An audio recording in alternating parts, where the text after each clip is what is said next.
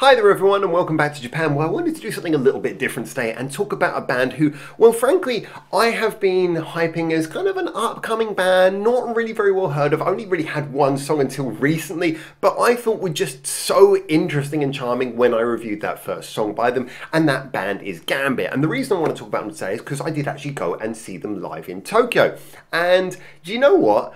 It really gave me more to talk about, so this is kind of a follow-up to that initial review. Now, GAMBIT themselves were a group who, just to cover what I said initially, when I heard them, I was kind of surprised. It was one of those groups that had one video on their YouTube page, and it was just this one song. We listened to it because it had been recommended to me in my Twitch stream, and, you know, I was just surprised by how they sounded like a band who was already complete. The video looked kind of nice and professional, the song was nicely recorded, it was well written, it just gave the vibe of a band who were ready to go. It's almost like you kind of were seeing a music video by a band who had already been established but had maybe moved their presence onto a new YouTube channel. And so I did actually dig around to see have they got any past material that I've missed. It's like, no, this is just them. They're just a young new band with one extremely professional music video. So upon hearing that they were playing quite close to me, I went to see them live. And I must admit, I was genuinely very pleasantly surprised. Now, I'm going to put some of the footage, as you're going to see, of the live performance up so you can have a little look of basically what I experienced. But the first thing that really came across to me is I messaged them and I said, look, I'm going to go to the show. I'm going to see the show. Just in case you know, I'm the person who did the YouTube video because they'd responded to my YouTube video before. And they were very welcoming. They were like, that's great. Yeah, you can video, obviously. Just remember, don't get in the way of other patrons who are watching the show. I was like, yeah, no problem. So I was standing off to one side, again, as you'll see in my photographs and such like. But I thought, yeah, I'm going to go along to see them. And I was walking from the station Shimokitazawa down to the Shimokitazawa Reg, which is the venue where they played. It's a very nice little venue. But it's a little bit further from the station than most of the other venues. And I was walking down there and it was raining and I just got my little family chicken from the convenience store and I'm eating it and having my coffee and everything. I just finished cleaning my greasy hands while standing in the rain holding an umbrella. And then I see these three women walking towards me and immediately I recognized them. I was like, oh, that's them. And so I just kind of, I thought, I'm just going to say something. I just stopped and in my sort of pidgin Japanese, I was saying hello and, you know, oh yeah, it's me, nice to meet you. They let me take a little photograph with them. Hopefully that's now appearing on the screen. And they were just incredibly pleasant. I was really kind of shocked because in that kind of situation, I just responded upon seeing them suddenly. However, it's a bit awkward. It's not the sort of thing usually you do, just sort of call someone out you've never met before. But they were just so professional and pleasant about it from the get-go. So the first thing that hit me really was their personalities. The fact they were just so nice, so welcoming. They acted like kind of a local band, but also, you know, with an air of professionalism about them. Anyway, when I went into the show, so it was a show with several artists, some really good ones. Hopefully I'm going to be talking to you about some of these other artists as well. But as it eventually became clear, it was the last artist who were a couple of acts after GAMBIT, who I think most people had come for. There was kind of a large contingent who were there for them with their t-shirts. So GAMBIT were not the headline act here. However, at the same time, it seemed there were plenty of people there who did know them as well. They had their own little contingent of fans. It's not a massive venue, but, you know, they had their fans in amongst the crowd. So, you know, they very much were as a small band playing. And again, still trying to get my head around this, having seen this music video and just thinking, this is a group who just look like they should be playing to small stadiums. It's like, it's really hard sometimes to disconnect yourself from a group who has a really very professional looking YouTube and online presence, and how you can disconnect yourself from that and sort of take them in as just being a small act. So anyway, I saw them playing live, and the thing that was really interesting for me is, as I said in my previous review, I had noticed how the first song they put out was very much dependent on a lot of keyboard sounds. And I was kind of thinking, well, as they don't have a keyboard player seemingly in the group, how is this going to translate? How are they going to approach playing it live? Now, what immediately grabbed me is that they effectively did a mixture of two things. They did the thing that I think would be most obvious, which is that they had a backing track. But the drummer, who was just, she was like the happiest person that I've ever seen. Like, she was just like beaming and smiling throughout the entire show. There's one bit where she was doing a drum fill and literally her tongue stuck out. I was like, this is like happiest person. I even mentioned that in a tweet, to which she did respond. She's like the happiest person in the world. But they were just such a happy looking band. But she had headphones on and clearly she was cueing and playing the backing tracks.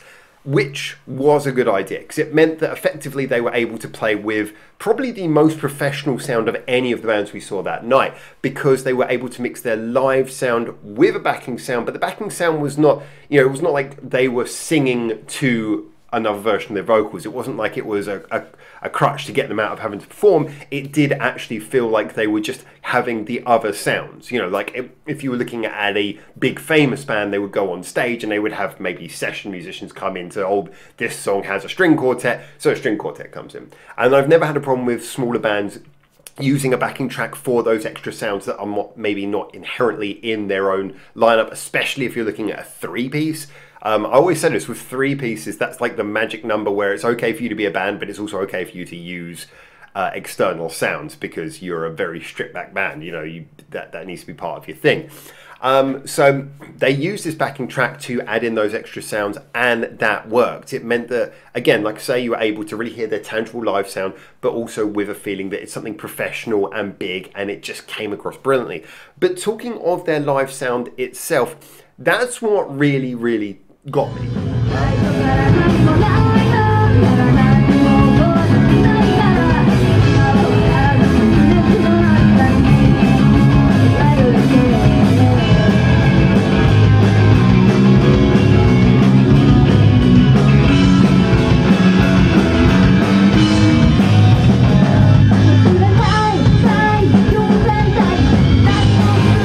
They were just so on point. But there was an extra energy. Now, I mentioned when I saw their music video just how kind of smooth everything was. It was just kind of, it was really chilled out music.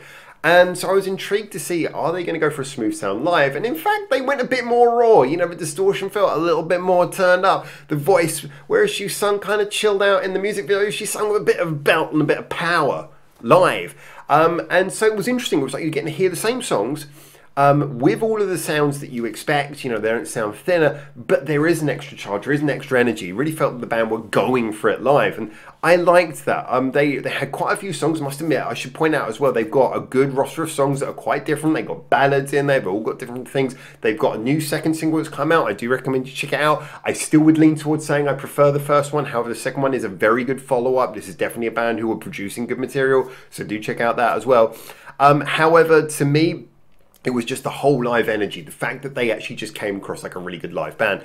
Drummer, again, on point, really cool. The bassist really stood out to me. I don't think we quite heard as much of her in the mix as I wanted to in the original version. However, when we heard her live, she just kind of had a good sort of flair to it. Again, you know, I think most people know I really like a good bass player in a band. I mean, a band needs to be a mixture of all good things, but a bass player is that one person at the intersection between the low end and the high end, between the rhythm and the melody. It's that person who brings the entire band together, often very subliminally. But she was really great. She's adding some nice sort of, you know, really a good strong core for a three-piece band, and yet at the same time adding some nice little attitude as well. But like I say, the lead singer to me really stood out for the fact that she's, yeah, a bit more distortion, a little bit more grunt on the guitar, but her voice really, she powered through, had a great live singing voice.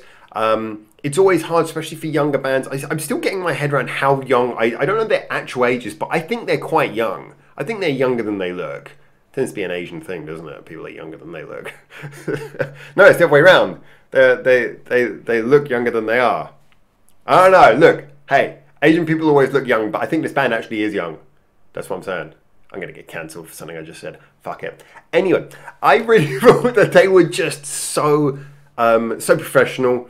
Even though they came across very like a very young band, and the singer really had a sort of a power and a presence and a frontman quality that it was surprising for her age. Just the whole band just really surprised me, and it's nice because I think my fear was seeing them live, it would be kind of like bringing me back to Earth and going, okay, they look really professional, but they're just a cool little new band.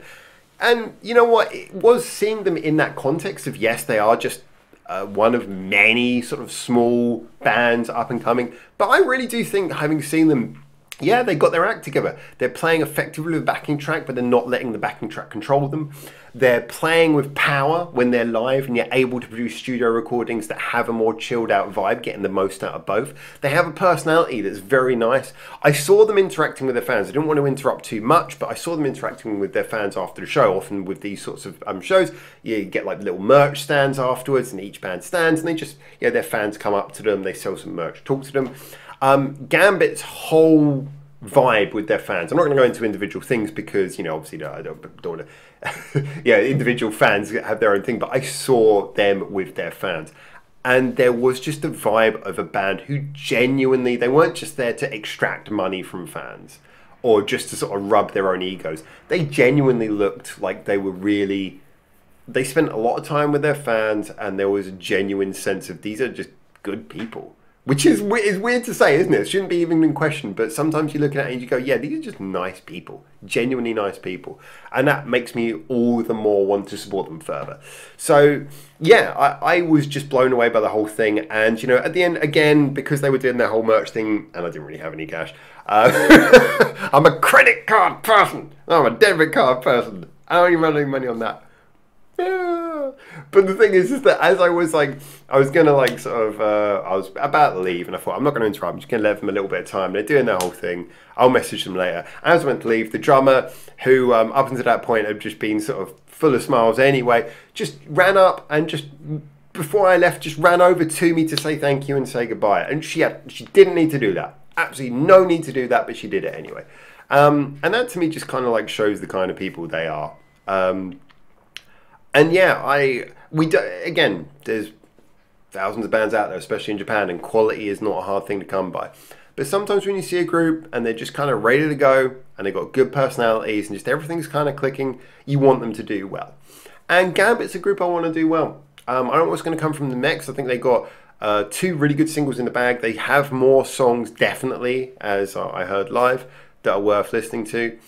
And yeah, I would just kind of encourage you, go listen to them. I'm not going to say, oh, you have to support a band. Support whoever you like. If you like them, you like me. You don't, you don't. But I think this band's definitely worth your time. So give them a listen, and I hope you enjoy them, and I hope you stick with them and see what they come up with next. But just genuinely nice people, and for me that was very refreshing. It was very refreshing to see all of those things, that mixture of quality and pleasantness, which is such a, I mean, there have been bands who I've been like, oh, this band's really great, and then you see them live and they're just kind of like, not, like, they're kind of okay, but they're not particularly, they're not like, wow, I really want to support these people. They're just kind of dry. And then you see some bands where you listen to them on the record, you're like, oh wow, you're great. You see them live and you're like, oh, you're not so good.